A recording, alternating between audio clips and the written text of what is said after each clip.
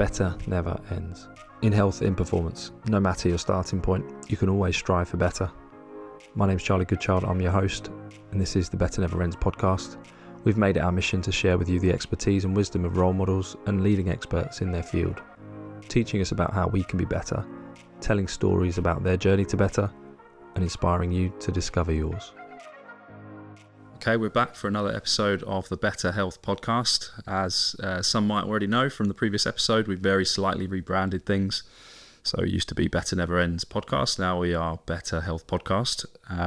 Purely just an SEO thing, remember. So we've still got the same mentality, Better Never Ends being our main tagline. And we've got a guest in today who absolutely encapsulates that and lives his life by it and practices by it in his health business too.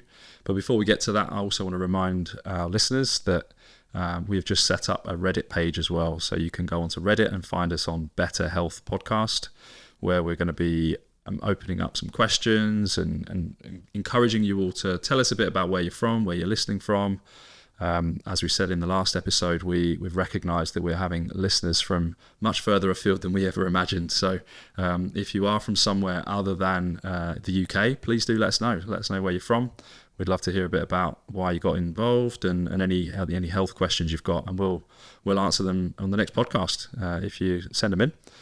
So please do get in touch. And on that note, actually, we'll get someone who's going to be on the other end of the questions for the rest of the podcast. So we're introducing Rob Madden today, who is a physiotherapist, but this might be the last time we mention physiotherapy, perhaps. So we've just been chatting offline about how both of our practices have evolved to be very broad within health.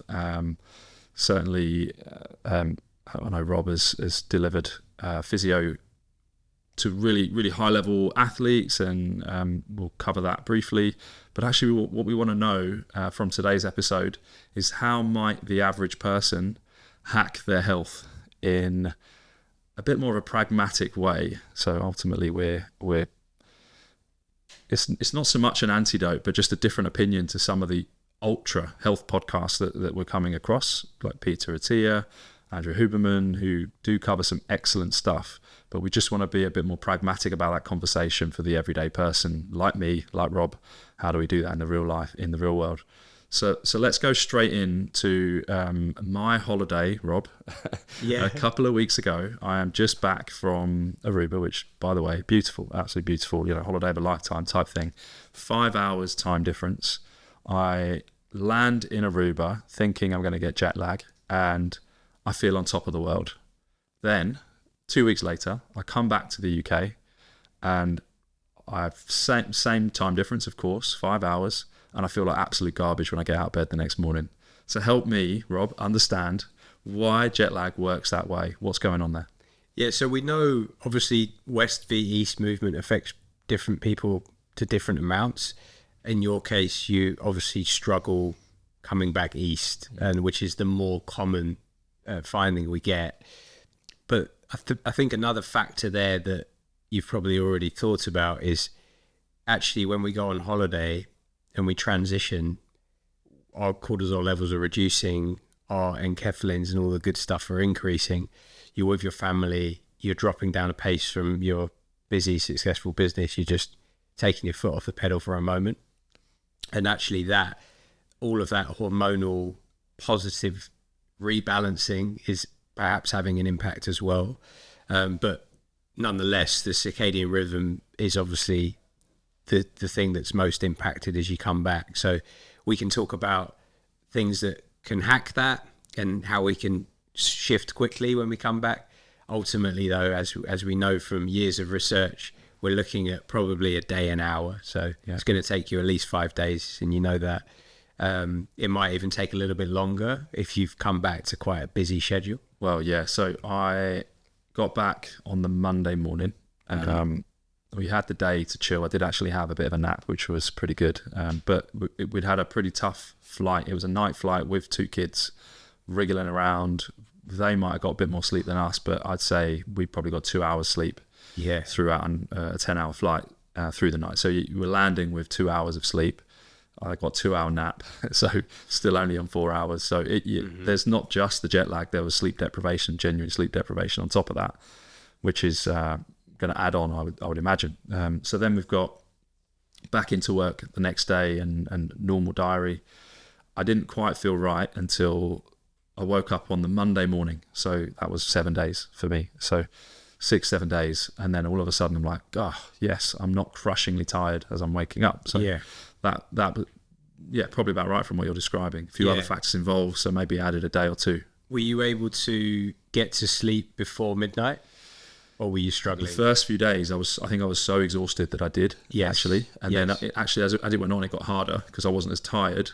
I was still, it was then the jet lag I was suffering with. So it was, instead of getting to bed at 10, it was like 12, 11, 12. And I was having to get up and down to read, try and disengage my brain again, and then try again. So it was this sort of process that I had to go through. Yeah, and I think I always found the same, Charlie, coming back from New York. I used to do it quite a bit with business, and exactly the same as you. I'd get there and I'd feel really energized. I loved the 5 a.m. rise, and then coming back would be tough because, like, you and I are busy. We come back, we can't take another 3 days to adjust. You're back in work. And, you know, Phil Lerney talks a lot about circadian rhythm and light being powerful, and, you know, he's someone that is really vocal about that at the moment. But ultimately, depending on how busy your life is and how much you can manipulate these things, light is massive, as well as exercise can be a massively helpful, powerful, natural drug to readapt, but making sure we make the right choice of exercise. That would be a cool thing to talk about, actually. Matthew Walker's obviously talked recently about the different types of exercise, and when we do it, you know, perhaps doing a low intensity cycle or a swim in the evening is optimal for actually getting into better levels of sleep versus a sort of moderate intensity strength session, which is maybe going to throw you more towards being stimulated. I can vouch for that, even just in, not necessarily in jet lag terms, but I know if I do some form of team sport or an intense run too late, I cannot switch off. It takes me ages to come down, and I generally fall asleep really easily. I'm very good at calming my brain down pretty quickly and just falling asleep within a not too long, like 20 minutes, maybe at the most, normally quicker. But if I've done something like that you've just described, I definitely feel that. Yeah. I think the other thing is just nutritionally, from a supplement perspective, what I think is a really very interesting area, something I've experimented with clients, with myself, and there's no blanket approach because everyone's different. Ashwagandha might work for someone. It might have very little impact on someone else. You're talking about stacking things like magnesium, PS100, L-glycine, ashwagandha, CBD gets thrown in there, low dose melatonin, more concentrated Montgomery cherries, and it can be a bit overwhelming as well for the consumer. But there are some great products on the market now that, you know, bottle everything up in one pill or a drink in the case of, say, in the case of HMN24 and those products, or I've just found out about Dirty. Those ones. Nootropics. It's a very different approach to it, but still claiming to do the same. And one of someone who had on our podcast, Anisha, she mentioned it to me, actually, and she said she's had really good results from it, like very early on, but she's had some significant shifts in her sleep patterns that she's tracking on her Whoop. So that's good for her. That's like this data point that seems to be really effective. So I thought, well, I'll try it out. My wife definitely can struggle sometimes. She's just getting back from her own jet lag experience, having gone back out to New York a few days after we got back from holiday. So I thought it'd be a good time for us to try it. And look, I've only tried it twice, but the first night especially, it really helped. I don't know whether it helped or not, but I had a great night's sleep. So nice. Small data set, but and I think these are the things. If it's either moving the needle slightly or a lot, and I've found over the years some things work better for me, and other people will say, "Oh, that works really well," and for me it doesn't. So it's that individual genetic aspect. I'm a big fan of 400 milligrams of magnesium, especially if you're training regularly. I think that's a good one to keep in there. Maybe bringing in things like L-GABA. L-glycine, L-theanine is another good one, which you can even have in the day, which gives you that slightly calming, leveling approach to offset caffeine. We know it's found very densely in green tea, but L-theanine can be quite a good one if you're perhaps looking at accelerating that that kind of wind down process in the evening, where I found, like yourself, coming back from that part of the world, you get to 10 p.m. and rather than normally I'm knackered and I'm ready to sleep, you're starting to wake up. So it would be sort of looking at strategically, what could we stack in the afternoon? Where do we stack exercise? Where do we stack supplements? And bringing in, actually, I always used to do a low dose of melatonin quite early, at like 9, 10 p.m. so that I'd get that kind of 1 hour later impact, rather than waiting till you're tired to consume the melatonin. But I know for when I worked in F1, we often manipulated different stacks depending on how heavy the jet lag was.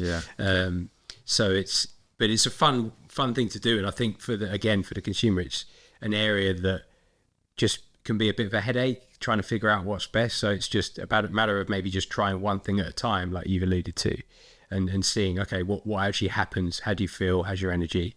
And if it doesn't work, like CBD oil, I went through a big rabbit hole of research when it was really popular in 2020, and as far as I could see from the research, it was mainly around high dose for pain, anxiety, and to some extent maybe some like mental illness. But for sleep, I didn't find any real benefit from the research, and personally neither. But a lot of the claims are CBD oil helps you sleep better, but you can argue that that's not actually that well proven. Yeah, we've had conversations on this podcast historically about normal distribution curves and how research tells us whether it works or not. And that doesn't necessarily mean individuals don't respond to it, right? Correct. We covered individual differences earlier. So sure, you do your research and have a look. But if the research isn't absolutely bang on and says it definitely works, that doesn't mean it might not work for you. Absolutely. And we can't ignore anecdotal stories of people who say, I had this, it changed my life. It completely shifted my sleep, whatever it might be. We have to listen. We still have to listen to those people. Yes. Yeah, whatever it might be. It's Absolutely. like placebo or just an individual response to something that is because their individual physiology, biology, psychology is that way inclined. Yes. Whatever it might be. So 100%. Yeah, for you, by the sounds of it, CBD oil doesn't work, and the evidence is finding it hard to prove that it works for sleep. But I bet there'll be people out there that say, no doubt. Without that, I can't sleep very well at all, and when I take it, my sleep is completely different. So but also we also want to be advising on stuff that has lots of evidence, right? I think we can have both conversations here. And magnesium sounds like it works well for you individually. Are you aware that that's also backed by evidence too? Yeah, absolutely. Yeah, it's a good one, and I think if we're talking about the biggest variable that we can control to an extent on our circadian rhythm is light. So making a little bit of effort, I think, in those first couple of days in minimizing bright light earlier on in the evening. So minimizing screen time, minimizing sunlight. I mean, not that we have too much trouble here in London, but that making a bit of effort if you're shifting particularly 8 hours, either trying to get sunlight as natural caffeine or the opposite, and actually wearing sunglasses if needed. That's interesting, actually, because although you kind of jest at the grey British weather quite rightly, we do have long evenings, and the difference with being where I was on the equator essentially is that they don't really have an evening. It's daytime, and then very quickly it's nighttime, and it just quite quickly shifts you from seeing bright lights because it's always sunny as well to darkness. Did you find then you were actually feeling quite tired early, like before exactly, 10 o'clock? And I think that's potentially why the jet lag wasn't quite so bad going out, or wasn't really bad at all going out. Yes, because I was already tired a bit anyway because of it being like 1 a.m. UK time. But darkness very early helps to go, okay, it's nighttime now. Yes, right. You don't normalise bedtime over there as midnight. You kind of I like that. So it was really helpful. And something I want to cover before we move too far off the topic of jet lag and sleep is actually about my wife, who, as I just mentioned, did travel back out to New York, and it was a business trip. So she was going with a couple of her colleagues and also a load of other of her insurance friends who were out there as well. And because she hadn't fully got back into UK time, but when she went back out to the US, she was flying. Yeah, and she's not a nighttime person, really. She was just like, wow, I just feel like so energized in the evenings. Everyone else is ready for bed, and I'm, for once, I'm the one who can stay up and outlast. And it clearly was just her body clock hadn't shifted that far, and there she's back into US time really quickly. And now I think we can actually segue quite nicely into something else I wanted to cover today, which is alcohol. And we're going to bring this subject in to begin with in the context of flying. So I have grown up, as you have, in this culture of when you go on lads holidays, your first drink is at the airport. Quite often it's at like 6 a.m. in the morning. It's the only time of the year that you have a 6 a.m. beer. and you're on the plane, wherever you're going, you've probably had 4 or 5 by the time you land, and that's before you've had another 4 or 5, right? So I'm now... Do you still have those holidays, Charlie? Not for a while, but I would... It's just that thing in your 20s, stag do's. It just happened pretty regularly, more regularly than I would probably prefer. But you have some fun, right? You have some fun. And now I'm in my 30s and I'm drinking a lot less, probably once a month these days, partly because I know that I don't recover quite so well, but also because I want to be a bit more health conscious about my future. So as a result, I'm on the flight on the way out to holiday, and the beer comes round, or the alcohol trolley comes down, rattling down the aisle. Habitually I'm thinking, I'll have a beer because I'm on the flight. And then I think, actually, do I want that? Because I've got jet lag, I've got 2 kids here, I want to try and sleep a bit. I don't want to wake up feeling rubbish. I'm going to get to bed really late tonight. And all of a sudden I'm like, just trying to think, what's the right thing to do here? I ended up having one. And I said, but no more, absolutely no more. And I think my wife had the same. My wife's on a flight on the way out to New York. Her boss next to her has a couple, which is normal. This lady like further down on the plane, she has 2 gin and tonics, 3 small bottles of wine, which is probably about a whole bottle of wine. She goes back up the other end of the flight, gets 2 more gin and tonics, and then she's passed out. Wow, I'm not surprised. So she then slept the whole flight. Is she onto something here? That's what I want to know, Rob. Does sleeping, alcohol-induced sleep, help on the other end, do you think? It's a great question, and I think what we don't want to do necessarily is sit here and say people shouldn't drink, because alcohol's part of life. We accept it is, and it's an enjoyable process for many people. For her, it clearly is. She's loving life. We know as a depressant, it's going to help you get to sleep. Yeah. And she might have had, who knows, we don't know about her, but she might have had a high level of anxiety. Maybe, yeah. I've flown with people with really major flight fear, and they take diazepam and all sorts to feel calm. So maybe there was an element of that. I think on a slight deviation away from the question, the interesting thing about alcohol, and I'll speak more anecdotally here, particularly around stress, and we talked offline earlier about being busy, avoiding burnout. Whenever I've drunk off the back of a stressful day and a busy day, maybe not exercising, versus being on holiday, having an hour of swimming or surfing or whatever, snowboarding, playing golf with some friends, the hangover's almost not there. So we have to think again about hormones and the chemical disruption to like actually coming off the back of a day and probably craving a drink, as she was.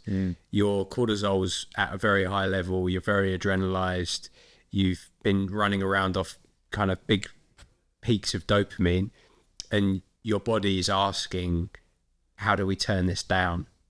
And actually we could even go down an even bigger tangent about vaping, which is quite a complex one at the moment, I think, in society, but maybe we don't need to go there. But alcohol becomes particularly in the UK, we run around stressed, busy, people are working long hours, we're probably not earning enough to cover the cost of living in this big city, and people drink to relax and wind down.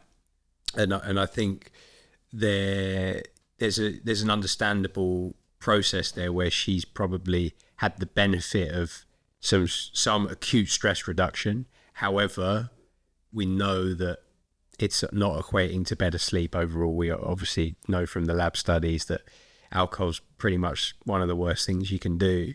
But do we find the balance? And I think with you and I managing clients that like to drink, it's sometimes just about finding the coaching sweet spot to say, hey, look, if I've got a client going to LA for 4 days or a week, it will be working out, okay, how do we best manage that? They know they've got to do business meetings and drink when they get there. So maybe we're talking about actually on the flight is a good time not to drink. But the last thing I would say, again, around travel and alcohol, from my perspective, I did 5 years working with Lance as a Formula One driver, and there was a lot of travel, not always to the races, but to places where he was winding down, training in the off season, and a lot of the time it was an 8-hour shift from the UK. The bigger the shift, the stricter I was with myself, because if I was going to British Columbia, which I did a lot, I would land there and the guys would crack open a beautiful bottle of red, and it would be almost like a welcoming thing, and we'd all get together. And in that moment, I really had to fight myself to not drink because I really wanted to. But I knew if I traveled 8 hours, if I drank wine, I would be so messed up. But that's me, sensitive to alcohol. Yeah. And I'm also sensitive to caffeine, and there's probably a genetic aspect there with that. We know that some people metabolize caffeine quicker, and that also has a relationship with how people metabolize alcohol. So all of my friends that drink coffee late and don't have any trouble sleeping, they're the ones that don't get hangovers. So is there a link there as well between that enzyme? Yeah. Well, I didn't know there was that link, actually. That is interesting, because I'm probably somewhere in the middle, right? All these things are on a continuum. I can generally... You're not soft like me.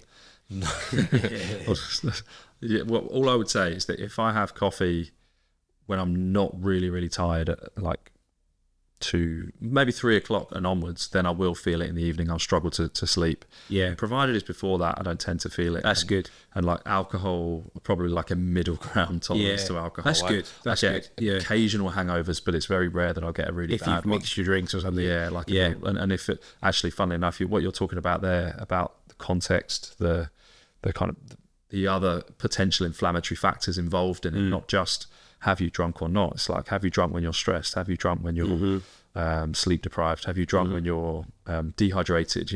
These things for sure. You got it. Now I'm sort of thinking back, they definitely have a consequence bigger than I would expect. Yeah. Like being away on holiday is normally for me associated with relaxing and drinking alcohol with friends or with my wife, and that's all of a sudden been something that this year I've caught myself with and been like, no, actually maybe this year, and me and my wife both agreed, maybe we'll just drink a bit less, and it wasn't that we didn't. We had one drink probably every other day, and then a couple, 2 or 3 nights we had some more, but that balance felt pretty good with all the other relaxing factors, and I definitely didn't have a hangover the whole holiday, for example.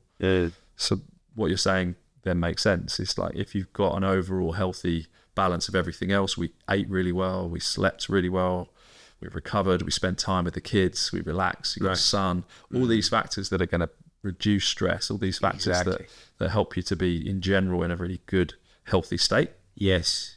Plus the occasional drink, then the other occasional 3 or 4 drinks. Yeah, definitely didn't feel anything. At risk of sounding like a really old man who's quite boring, that I fully agree with everything you said there. And my approach these days is actually, I do love wine. I'm a big fan of red wine. I've got like a big love for it. But I tend to prefer to start drinking at like 2-3 p.m. on a weekend. Ideally, if I've got some friends over, a nice bit of steak, crack a beautiful red, drink it at 3, and then by 6 p.m. I'm drinking tea. Sounds really sad, but then I feel zero impact. Like physiologically, not zero, but it's much less impactful than if I stopped drinking at 10:30 at night, which is what I was doing for most of my life. For sure, same. I've turned into that guy now, but believe me, when I was at university and after, I drank a lot, too much. And I think we were going to get onto the topic of stress and burnout. I think in your early career, when you're trying to progress and you're also partying, you're constantly your immune system's and your stress system is just under so much load. Yeah, well, we both followed not the same path, but we've both ended up being quite diverse in our interests.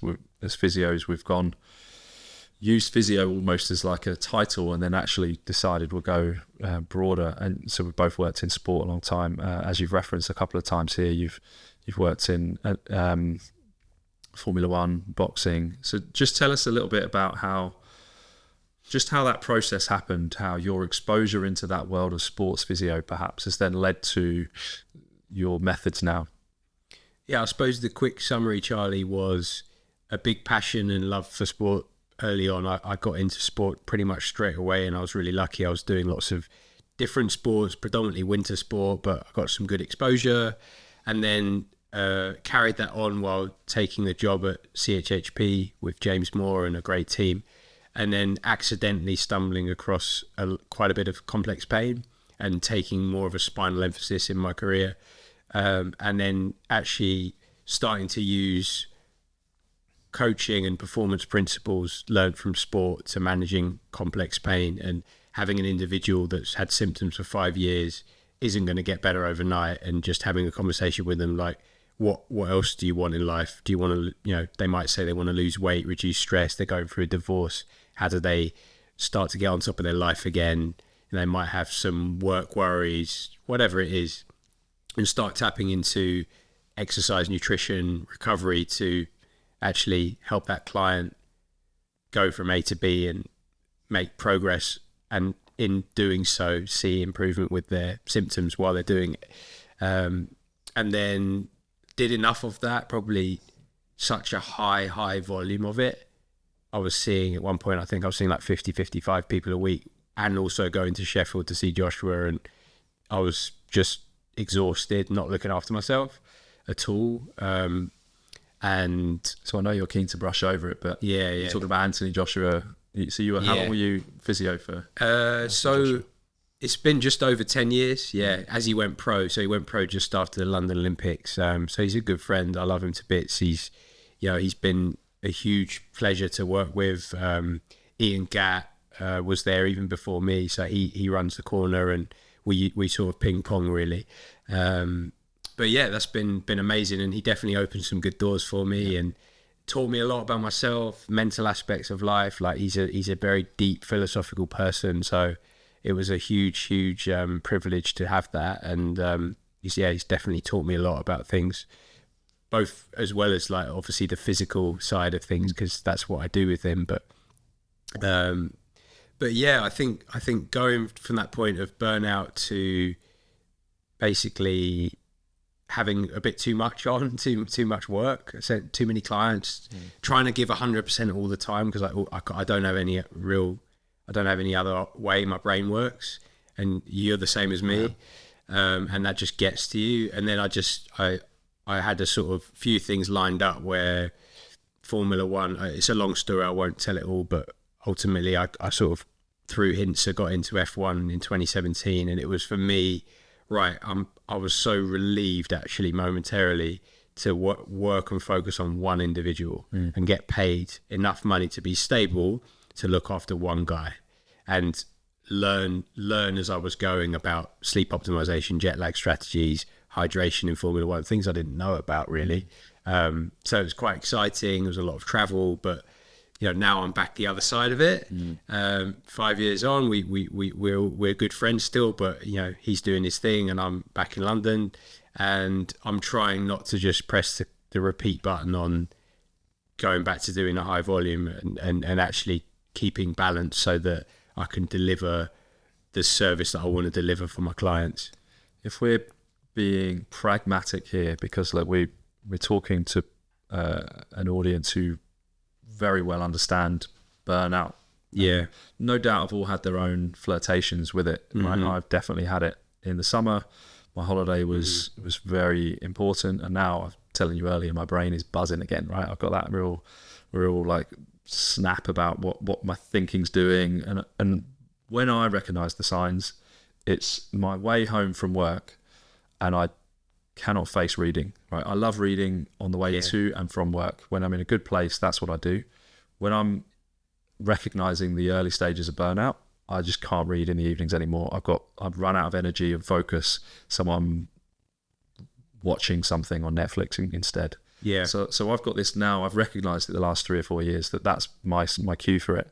And most of the time I can do something about it. Other times I'm just having to go, well, it's what it is. I'm just going to have to dig in.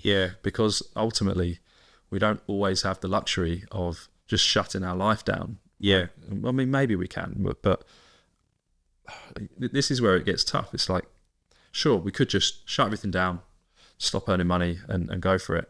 But sometimes that isn't quite practical. So you're sort of sitting on the fence and thinking, when can I change my life in the future? When can I just take my foot off the gas a little bit? And you start to have to plan for it. These days, I know roughly how long I've got, and when I need the holidays, when I need to take a bit of a break. Yeah. But what might you tell our audience about some strategies of maybe recognizing or dealing with, and ultimately we're working with people who probably have a family, job, ambition as well. Yeah, totally. It's an awesome conversation to have, and to speak openly with you about it. It's great as well. Because what I've gone through is probably not comparable to what others have gone through with like major burnout. But as you've said, we've both been on the kind of flirted with it, and then probably been, you've actually, rather than just go fully into it, you've had a holiday and you've able to sort of tap out and get yourself back on track. So a couple of things I would say, as you said, recognizing the signs, and some people might not understand what they look like: a drop in motivation, a drop in energy, a drop in mood, partner observing some differences in them, becoming more short-tempered or snappy. Obviously, there's other reasons that might happen, but picking up on some of those signs, work suddenly becomes a chore. And I think for you and I, we can put our hands up and say, well, we're client-facing. Generally, we're looking to work with great people, and we turn up to a session and we have energy and we enjoy managing these clients. If like my entire day today has been enjoyable, which is where we're really lucky. And I'd say that for me is the last thing that goes. It's like, probably because I'm aware of the importance of my, running a business. I also really love my job, and I think it's very important that someone is paying me for my 100%, or at least, close to. So that tends to be the last thing that goes. But every now and again, I have recognised that does dip as well. Yeah, that's it. I think one thing I would say, like, I'm sort of 16, 17 years in now, and I still learn every year, and it's taken me well over 10 years to figure it out, and I'm probably still figuring it out. But actually, just a really simple analogy of a bottle being filled up. Every activity, stressor we do in the day fills that jar, that bottle. And I've even noticed, actually, whereas back in the day I would top load my day, train, and then maybe book a dinner in London, I was finding, and this took ages for me to figure out, like, I didn't have a clue for so long. The next day I was tired, right? But naturally, because I've done a lot and I've socialized, but I never saw the social as a stressor. Why would it be? I'm meeting up with a good friend or a client who I enjoy spending time with, and I'm having dinner, no alcohol, having a steak, life's good, but I'm tired. So it's actually, I would say, for me, and I think it's really important for when you're managing professional athletes or you're managing complex pain, where they really need to understand that everything in the day builds up. Whether that's an interaction like this podcast is a stimulus for both of us. It's a great pleasure. I enjoy talking to you. It's not a chore, but it's still a stress, right? So would it have been good if I'd worked from 5 a.m. back to back with no lunch before this? No, of course not, because then I'm going to be fried afterwards. So I've actually had quite an easy day. And I finished a bit early to get here, and then tomorrow I'm going to have energy. So I think I learned this as well with Joshua, with his media commitments, particularly as he was getting more and more famous and more commercial commitments, he would get to the weekend after a back of a commercial week and he'd be fried, he'd be exhausted, and he hadn't trained. And I was even seeing, and it'd be hard for me to prove this statistically, but I was seeing at one point a higher instance of illness and or injury or niggle, not always full-blown injury, but niggles, when his overall pot was full, when it was high sparring volume, high training volume, high media commitment. So now I think what the team as a whole, both the commercial team and the training team, have done well is to actually, periodize the media and the training and life, because he's got a life as well, right? Family and friends. So it's being able to actually accept that all of those three big pillars of being an athlete, training and the sport itself, their life, their partners, their kids, whatever, and their commitments are all in the same pot. You can't separate them. So for the listener, think about your pot, what goes in your pot, what gives you more energy and what takes it away. And what, I suppose the deeper question is, what actually might be affecting your energy that you haven't actually realized? I see your water bottle and I raise it in the bathtub. Yeah. All right. So so as soon as you start talking there, it's like, that sounds like my bathtub metaphor. All right. So, nice. So I use this bathtub metaphor, and I tend to do a lot with stress. I hadn't necessarily used it for overall load. Well, I guess I kind of had. Let's go through it. So you have a bathtub. That's your capacity for stimulus. You have a tap at the top, which is going to be either really on, so you're constantly pouring stuff in, like your example there of you're meeting friends, you're exercising, you're working really long hours, whatever other stresses you might have in your life. That's your tap. So you've then got a drain at the bottom, a plug. So what do you do that helps to drain your bathtub? How big is it? Have you still left your plug in, or is it out? By the way, I'm still in it. Okay, well, it's good. I've used it recently, and very effectively actually for someone. And what we ended up getting to was he was very good at draining with exercise. Very good at socializing with his friends. He knew some basics around meditation and mindfulness, which were all part of the drain. But what we then had to chat about was, well, why are you always so on? And I said, what you haven't mentioned actually is relaxation. Just spending time doing nothing. Because I think what I'm good at personally is I'm really good at doing nothing. Yeah. So I'm great at doing lots when I'm at work. I can switch off really well. So I can turn my tap off really quickly, and that helps my bathtub drain better. Nice. Right? And what I said to this guy is like, you haven't said relaxing. And he kind of laughed. Yeah, I don't really do that. I'm always on. I went, so what you're telling me is your tap is always on. We were doing this metaphor. And he went, yeah, it's always, I suppose it is always on. Yeah. No matter how much I'm draining it, it's like this constant cycle. So his bath's overfilling all the time. It's overspilling all the time. And then I asked him, where do you think this comes from? Is it like a conscious awareness? He went, yeah, I think like my dad came from nothing. He worked really hard. And his mindset was, we are working hard to succeed in this family. And it's like, what a great thing for a dad to try and instill upon his kids. The consequence for him, for this guy in the end, was that he was always on in order to succeed. Yeah. And he then hopefully, took away a nugget to decompress, take time to create better boundaries around when his brain could be on and when he was off, and and what he did in that off. Actually, he had loads of ideas. He had loads of things. Like he enjoyed reading, he enjoyed doing some walks, but what he was finding is all these other times he was reading self-help books where he was on. He was going for a walk and thinking about his day, and it's like, oh, great, okay, it's really helpful. Yeah, man. I've talked about this recently, because for me, I can relate to that a bit. I'm not fully charged all the time, but I'm definitely, a bit more towards type A and quite intense. But I know guys that are way, way more than me, right? That just literally like this guy you're describing.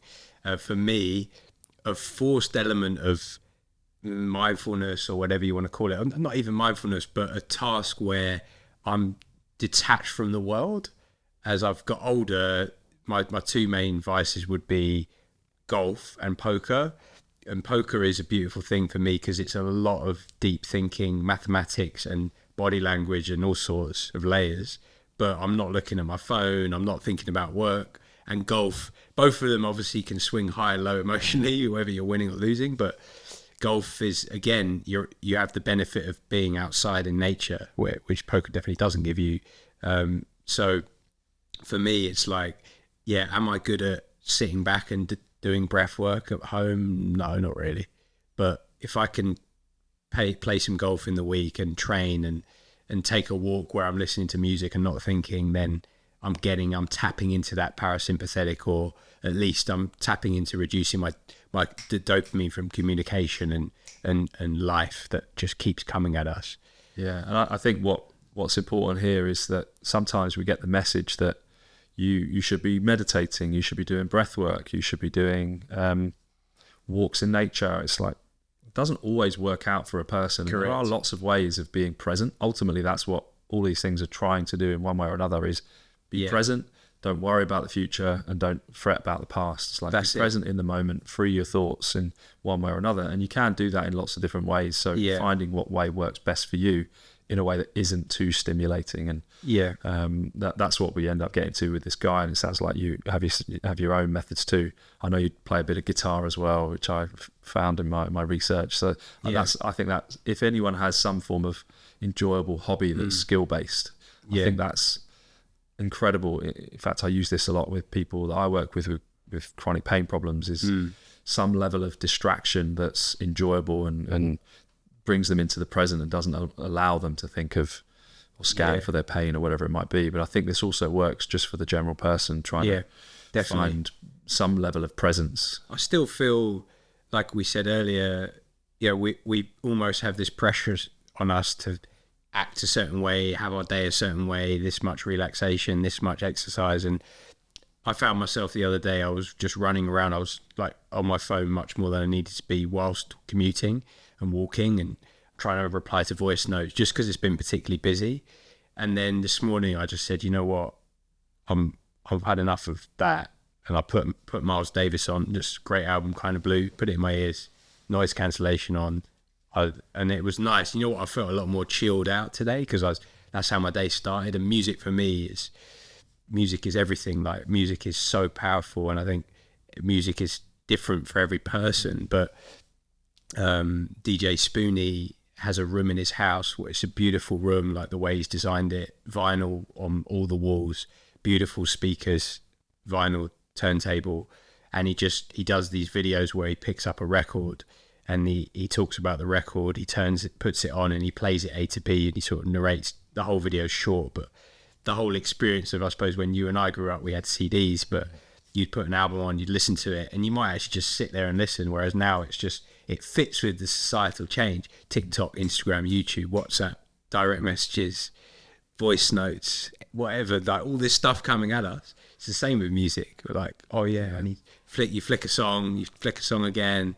So actually, like, why not strip it back and be able to play an album, whilst walking or whilst sitting down and do nothing else? For me, that's like really pleasurable, but it doesn't happen very often, don't get me wrong. But to be able to just do that, and that's a personal thing, but for someone else, they'd be able to relate to it with, it might be artwork or whatever. Yeah, I want to actually wonder whether that's just made me think about how I tend to listen to music these days. Tends to be when I'm exercising now, actually. Yeah. When I'm on a run, what do you listen to? I'll listen to some kind of dance music set. Yeah. And I like the set. I don't mind listening to like a playlist on Spotify every now and again, but what I tend to find is that I like the journey of the set.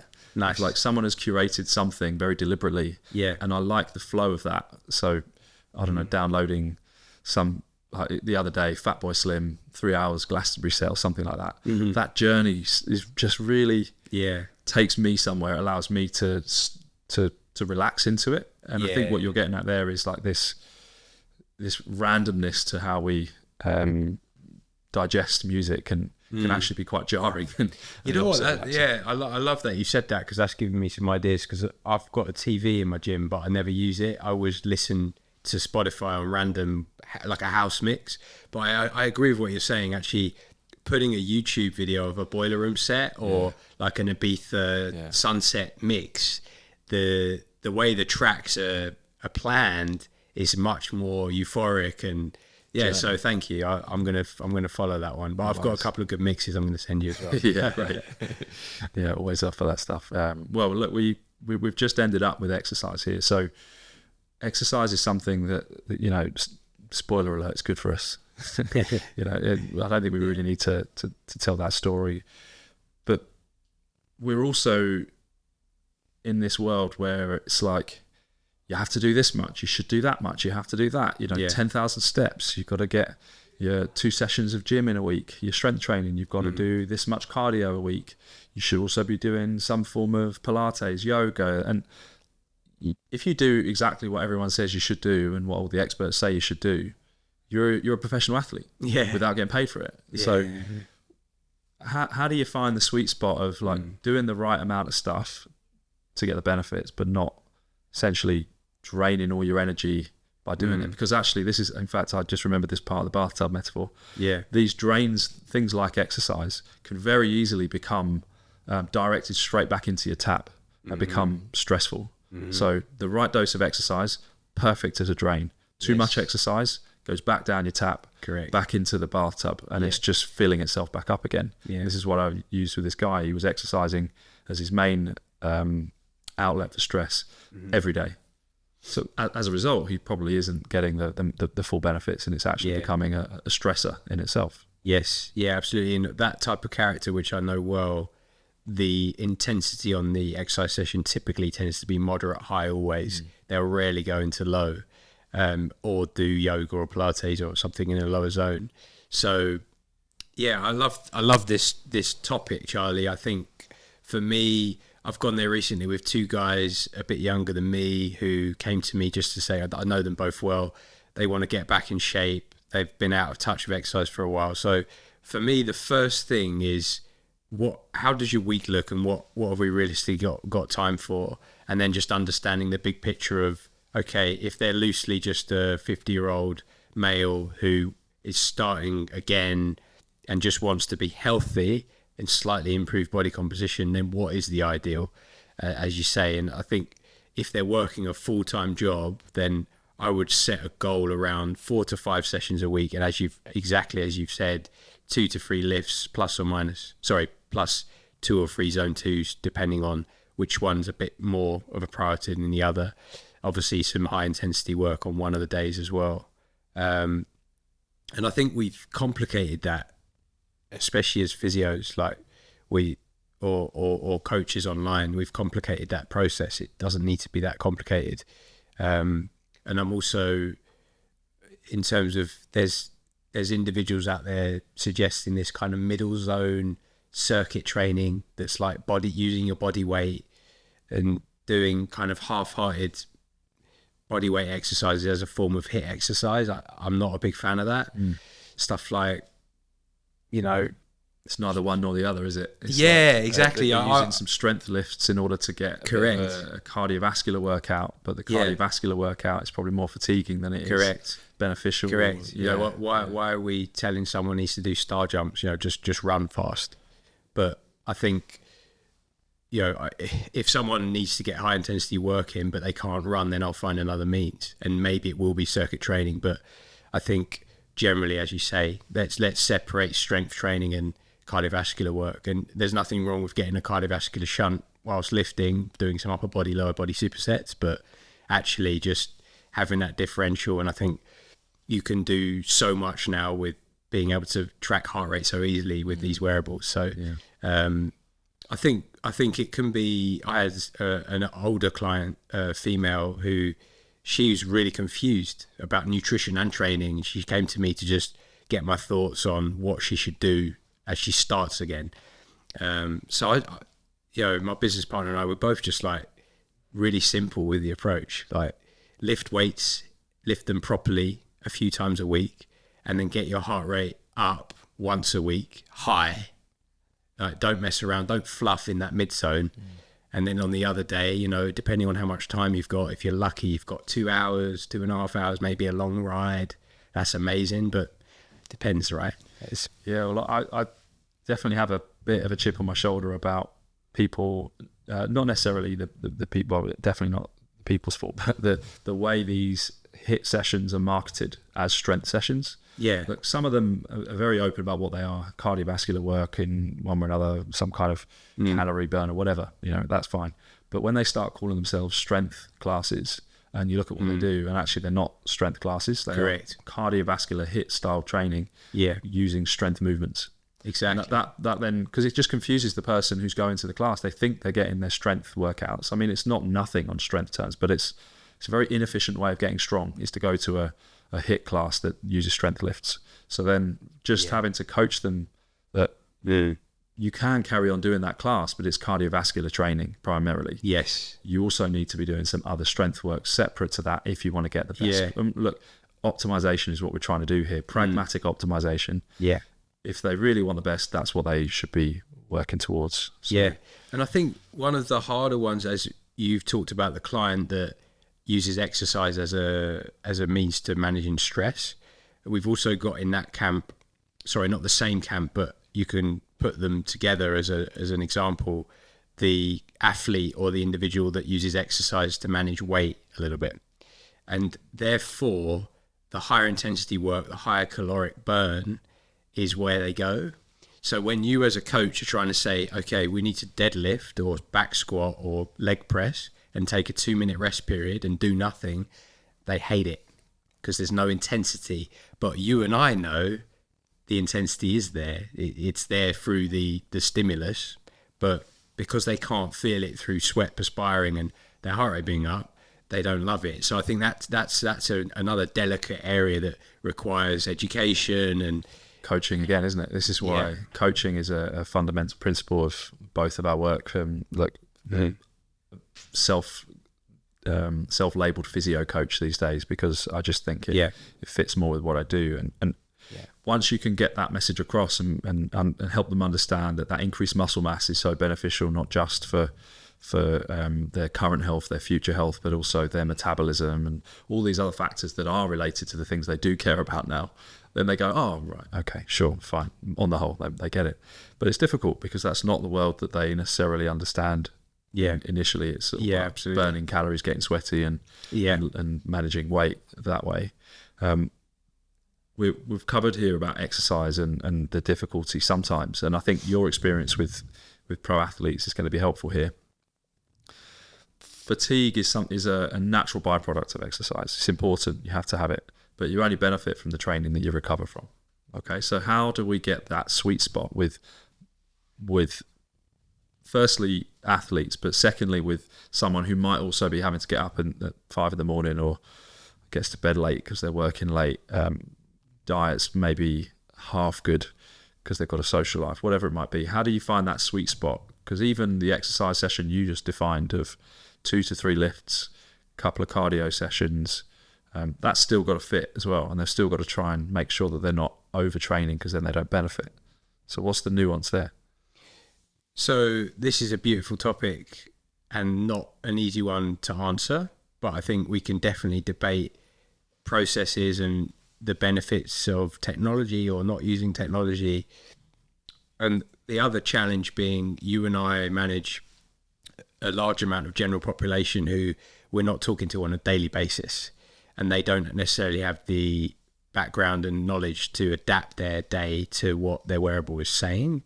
So I think just to kind of reverse engineer my answer, I think the future, and we're talking probably not that long with AI and everything and wearable tech, 3 years, 4 years, the wearable technology is going to become even smarter at understanding when people need to pull back. Because at the moment, it doesn't really do that. It tries, but it's also sometimes doing it falsely. It's not quite getting the intensity of training right, because it's quite tricky to manage strength training intensity, and there's lots of variables. Let's go into this, because I saw one of your posts about this, and I've got a Whoop. Yes, I mostly like what it gives me. Yeah, but I don't believe in the heart rate data that it gives me. And one of the problems with it is that even if the heart rate is reasonably accurate, its definition of my zones is wrong, because I've got a Garmin that does my heart rate zones more accurately. It's more dynamic and it's shifted based on my training and it's learned. But my Whoop hasn't done that. So what it tends to do is overestimate the fatigue that I'm putting my body through with physical exercise. And as a result, then increases strain and then decreases my recovery score the next day, from what I can tell. So what I'm using it for is still very helpful. Sleep, the average recovery score is good. So that stuff's helpful. Definitely my recovery score with alcohol was very influential to show how long it takes me for my heart rate variability to normalise, for my resting heart rate to normalise. It was taking 3 or 4 days if it was a heavy session. And in the end, I just didn't want to tolerate that anymore. So that's what shifted my alcohol this year to once a month instead of once a week, I would say. But just coming back on track, it's like I'm having to use one wearable for my sleep and for some recovery. I'm using another wearable for my training, my Garmin for my running. I've got a heart rate strap, because even that one I don't fully trust, so I use the heart rate strap. So it's like the tech is nearly there, and because I like data, and even when it doesn't fully work, I'm interested by it. I'll tolerate it.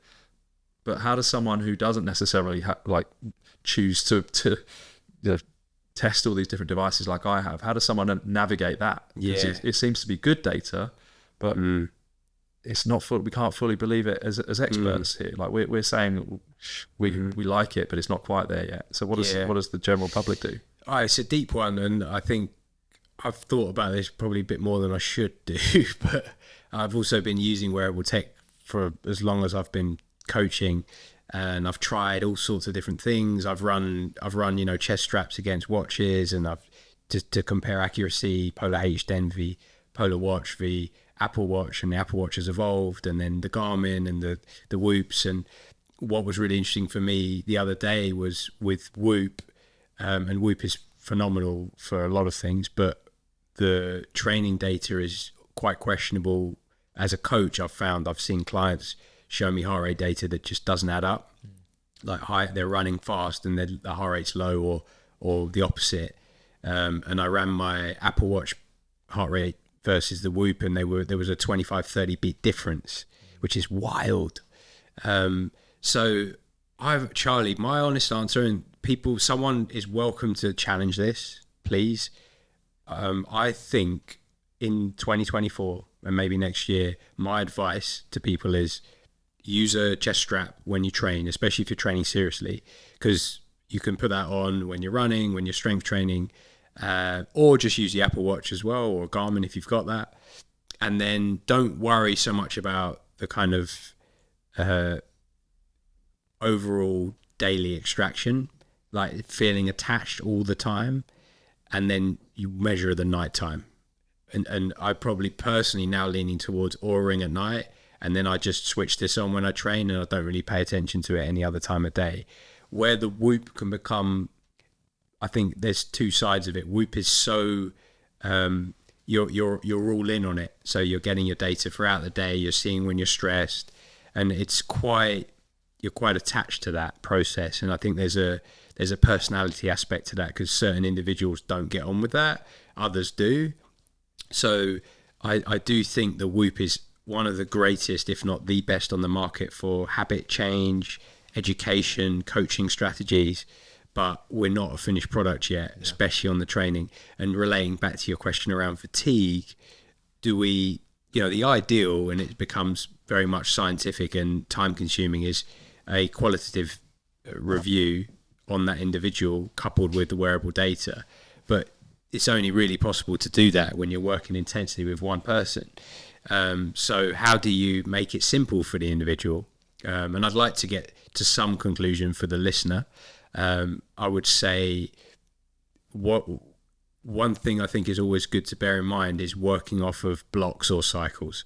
So if you've got a target, whether that's losing some weight, running a marathon, doing a white collar boxing event, you'll have a time period you're training for. Let's say it's 12 weeks.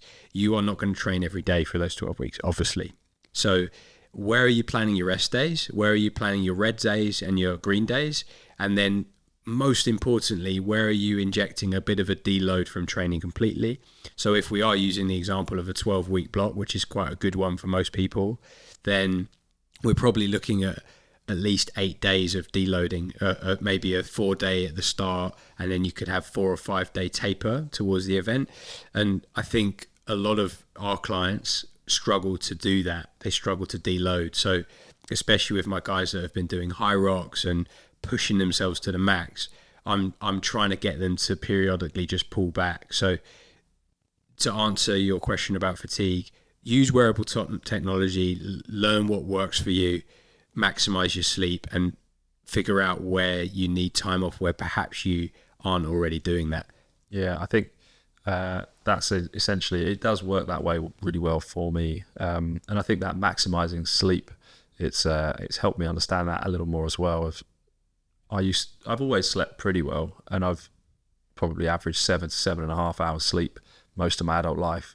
But what I'm learning is that that's good for me, but it's not optimal for me. So optimal for me is 8 to 8.5, and especially because I've been training for a marathon the last 3 or 4 months. If essentially I've been training all year for something or other and wearing a Whoop, I'm just noticing that when I'm consistently getting 8+, my scores are better, my heart rate variability is better, my resting heart rate's lower. Yeah. So that... Are you able to get 8.5? Is that something you can do easily? No, but when I do, it's good. So is that because you're too busy to get the 8.5, or is it because to get the 8.5 you have to nail the pre-bed routine?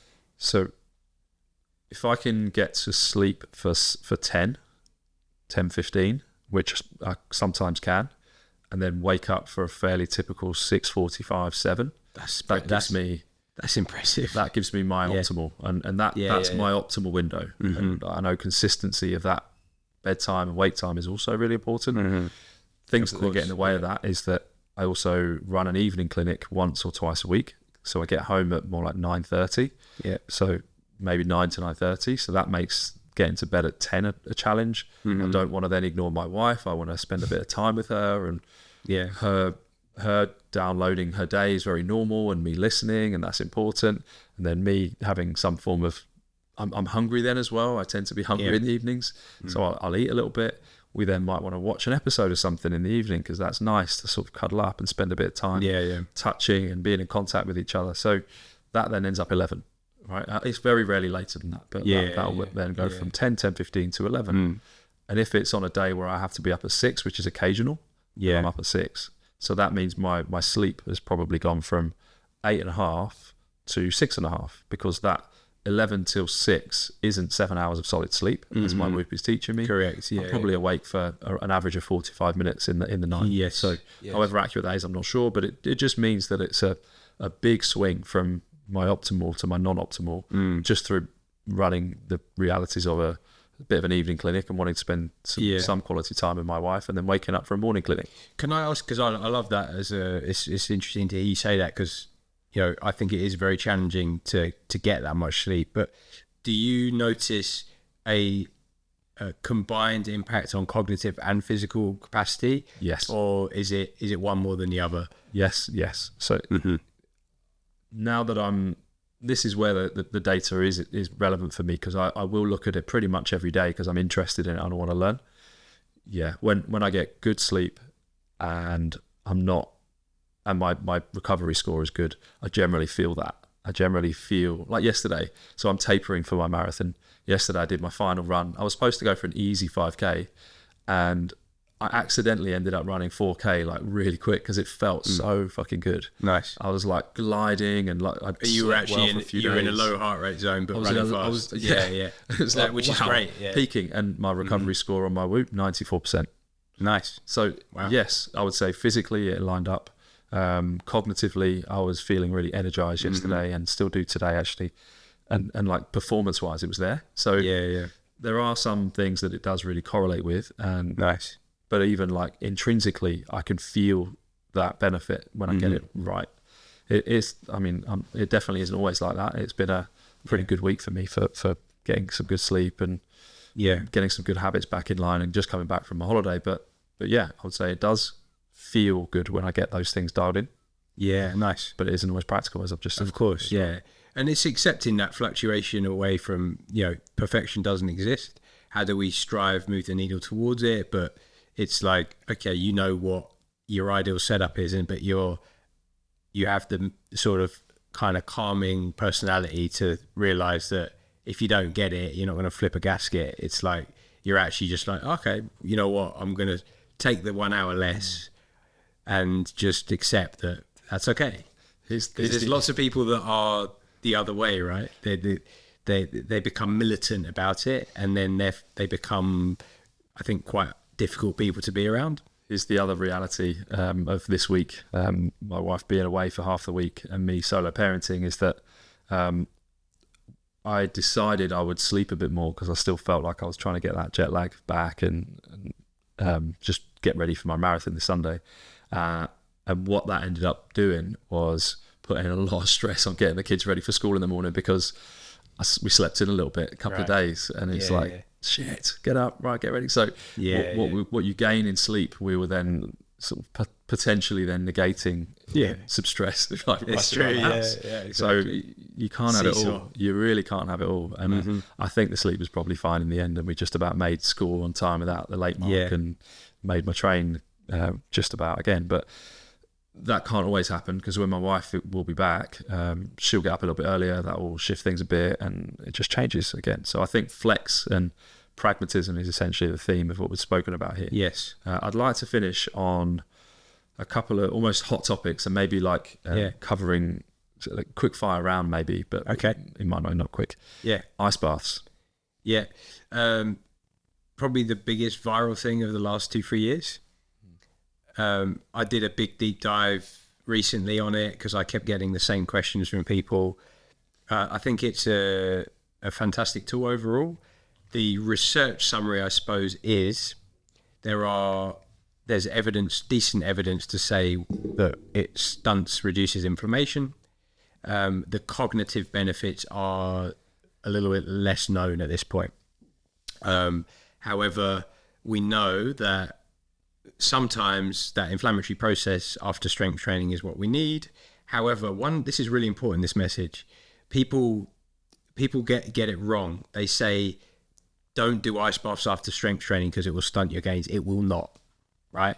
Let's say you're going from a stimulus to your quadricep, a squat, and you're going to get breakdown. You're going to get some change in that tissue and remodeling, rebuilding. It's how we get stronger. After that process, as the muscle gets stronger, if you add an ice bath in, it will reduce the amplitude of impact, right? But it won't stop it. So this is really important. So I'm not saying do ice baths after strength training, but if you're a professional athlete trying to peak and you've had a big training week of both boxing or cardiovascular load and strength training, and your event is 10 days after, jump in the ice bath, because it's going to reduce DOMS, perception of DOMS, and inflammatory processes that are going to hinder that recovery process. So there's a lot of people saying, it's black and white, and it isn't. If your sole goal is hypertrophy and maximizing hypertrophy, they make no sense. But there is actually a point there with strength training. And then I think I'm really excited to see how the research changes around cognitive impact, and how maybe there's some benefits for long-term depression and stuff. I think certainly when I use them, and I don't have access to one all the time, but the cognitive shift for me is insane. Like, there's nothing like it. It's like having 25 coffees without the jitters. Well, here's the contrast. When I do it, I just hate the cold, and it just puts me in a bad mood because I've had to sit in the cold for ages. So I would say that it doesn't give me that. I'd much rather be in the hot. I know people that say that. Yeah, I'd much rather be in the hot. I do not enjoy it. And the saunas are great anyway. So, and if you feel good after a sauna, you're going to get anabolic benefits, testosterone spike and growth hormone improvements, cortisol reduction, and a sweat and a bit of downtime. Damn, saunas are great, but doing them both is amazing. To be honest, I'm a bit soft with them as well. So it's like, actually, if I can hit a sauna, dip in the tub for 2 minutes, back in the heat, that tingle is great. If you're out there in 5 degrees in your garden in the winter, I don't think I'd find it very easy. Yeah, I used to work in futsal, and the nature of tournaments in futsal was that you would play 3 times in 4 days, and it's super intense. Yeah, that is. Yeah, they sprint loads, so there's loads of inflammation, loads of recovery. DOMS is pretty intense as well, because it's lots of stop-start, deceleration, eccentric load. Got it. So for them, like, ice baths were like, yeah, I'm doing it. Like, and even when we started to have these conversations of like, do they work, do they not? It was like, actually, for these guys, anything. Yeah, exactly. Anything that even might work, move the needle a little bit. Yeah, we've got to try it. And lots of them would say, without that, there's no way I would be able to play tomorrow. Nice. Yeah, so you've seen that. Yeah. Let's move on. So, blue light. Blue light. You've changed your mind on this. I have changed my mind a bit, and I think it's fitting a bit with some of the research that's come out. And also, again, just anecdotally playing around with exposing myself to less or more of it, and using blockers like the Dave Asprey style bright yellow ones where you look really strange, and them making very, very little difference to what my sleep's like. My sleep is impacted mostly by things like alcohol, if I have a late dinner, sugar, stress, or all of those 3 things together if I'm an idiot. So actually what I coach and what I typically lean towards, as you say, I tend to say these days that it's more about what we're looking at than actually the overall consumption of blue light. Because you've got people like wearing blue light blockers in the daytime. I mean, it's pretty pointless. I mean, blue light in the day is fine. Reducing your impact to blue light in the evening makes sense. I'm not saying everyone should be multi-screening at 9 p.m, but watching a bit of TV without blue light blockers on, and if you're watching something, like you said, you're cuddling with your wife, Charlie, and you're watching a show that you enjoy, it's a comedy, it's fine. Is it actually, is it a bad thing? No. It's probably, if anything, helping you get into a slightly more relaxed state. So I think it's important. Again, we talk about pragmatism the whole episode, right? So it's actually, rather than putting that pressure on the listener to say, buy your blue light blockers, don't look at screens past 8 p.m. It's more about, don't multitask, because that's not going to do you any favors. If you're sat on the sofa with your laptop open, watching an episode, responding to a voice note, your brain is just getting charged. So it's just, an episode, or you might watch something on YouTube, or you might be reading on a Kindle. Yeah, you're okay. Probably not the time for a horror film. Exactly. Yeah. That's it. Okay. And actually that chimes well with Simon Cabot, a physio that I respect a lot. And he says it's much more about the stimulation that you are receiving 100%. Rather than the light that you're receiving. So yeah, he's bang on. Even a really stimulating book might be too much. Yeah, you're right. You might be better off with a book that's about a relaxed storyline, a calming storyline, something that's not too complicated. So true. Yeah, Dave Goggins, maybe leave that till the morning. Yeah, exactly. Or like I read The Empire of Pain, which is about the opioid crisis, and it was just making me cross the whole time. It's like, how can this be happening in this world? That kind of stuff's probably better for my train journey into work to make me feel like I want to fix the world. Yes. Okay, let's go protein. Protein, yeah. Okay, so I mean, the simple coaching for me around protein is educating people about, firstly, it doesn't matter too much about when you get it. We know that now from recent studies. There was a bit of an obsession around consuming protein immediately after workout. Not necessary, but targeting for the majority of people. For women, I think 1.2 to 1.5 times body weight. For guys that are really trying to throw on some muscle, getting into the 2 to even 2.5 times body weight. So if you weigh 80 kilograms as a male and your target is strength hypertrophy, you want to be somewhere around 120 to 160 grams per day, which sounds like a lot, feels a bit overwhelming sometimes, but if you break it down into, we've got so many great options now with high protein yogurts, various shake methods, whey protein, or even vegan options. Obviously whey is more bioavailable, so that's a whole other conversation. But I think educating clients as coaches, Charlie, I think our job is to help them understand quantifying a little bit. 4 eggs is probably around 24 grams. Having this skyr yogurt with 15 grams. So already, if you've had that by 10 a.m., you've nearly hit close to 45 grams. Then you only need to hit another 80. So a ribeye is probably 60 grams. So actually helping them understand different meats, different fishes. So it's interesting. I still think that the whole nutrition world is so complex because there's so many people saying different things.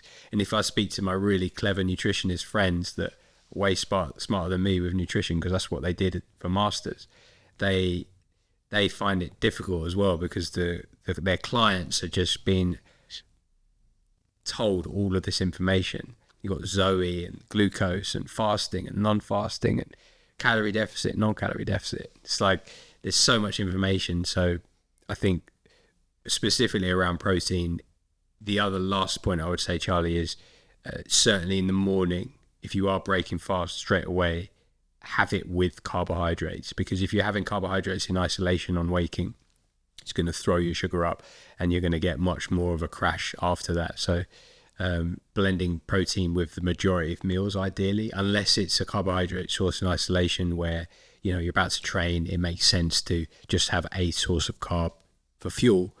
A lot of the time for meals, we obviously want to include it. Yeah, makes sense. And the other thing I came across recently was, as we age, it's even more important to get that protein in, because it's even harder to be anabolic by that point. So it's so like, true. Yeah. You might even need to break it down into more chunks throughout the day so that you can use it more efficiently. So that I found really interesting. And that cardiovascular athletes, endurance athletes need to be as much, if not more, aware of it, because they're breaking down protein as an energy source, because they're not anabolic, and they're constantly catabolic. They're constantly catabolic, breaking it down. So that I found really interesting too. Is it makes sense when someone explained it. It's just I hadn't thought of it that way.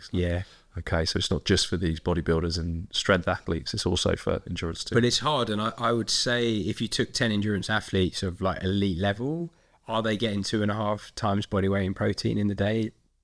I doubt it. It's actually really difficult to get that much in, and they're probably chronically under consuming, which is another thing. It's quite interesting, but I agree with you there. That's bang on. I think those guys need a huge amount. Yeah. All right. Well, look, we'll finish up with a couple of other questions here.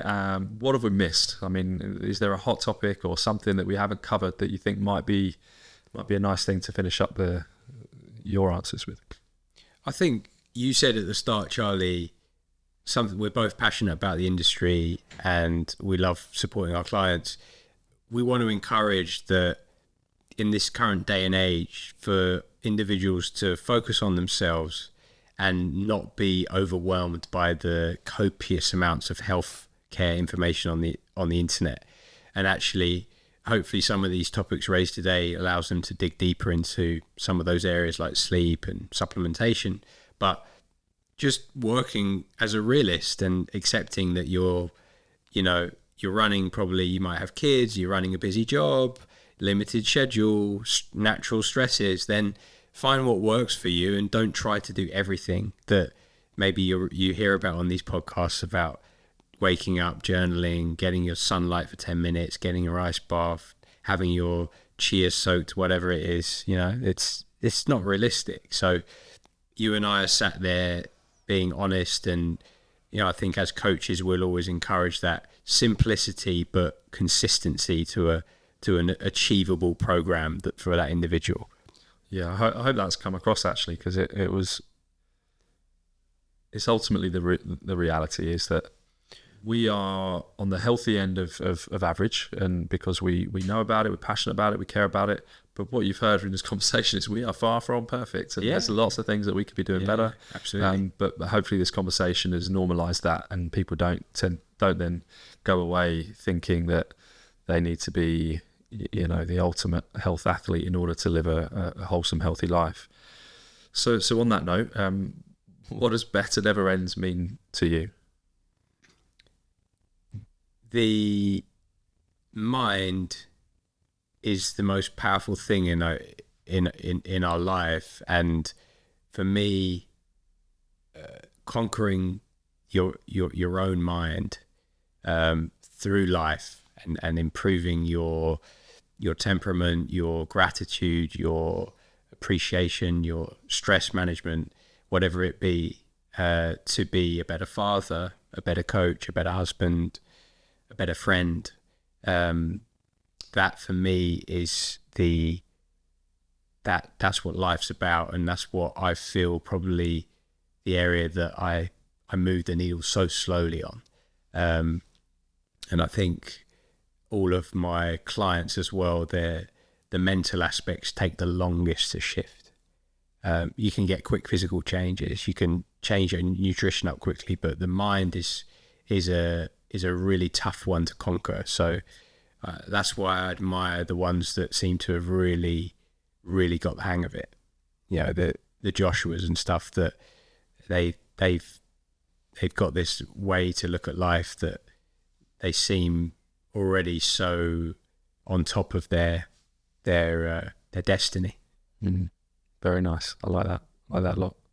And Rob, if someone wants to get in touch with you, find out more about you and what you deliver, how might they do that? So just Optimize with a 7. So that's my company. Doug Tannehill and I run that. I'm coaching and looking after people out of London, but always up for chatting and debates and questions and challenges that may come from some of the topics. So love to hear from anyone. Thank you. Thanks very much. Thanks for having me, mate. Thanks for listening to today's podcast. This podcast is sponsored by Better, provider of health, wellness and performance services based in central London. You can book in for face-to-face services at either of our 2 clinics, one in Soho and one in the city. You can also follow us on Instagram at Better Never Ends, or head over to our website for more information about the clinics or the podcast at www.betterneverends.com.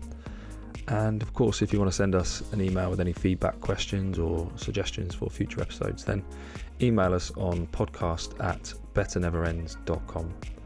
And finally, thanks to Brian Long for editing the show. Without him, it's absolutely no doubt in my mind that these would never have seen the light of day, and it will allow this podcast to continue on for as long as I'll keep recording them. So thanks very much, Brian.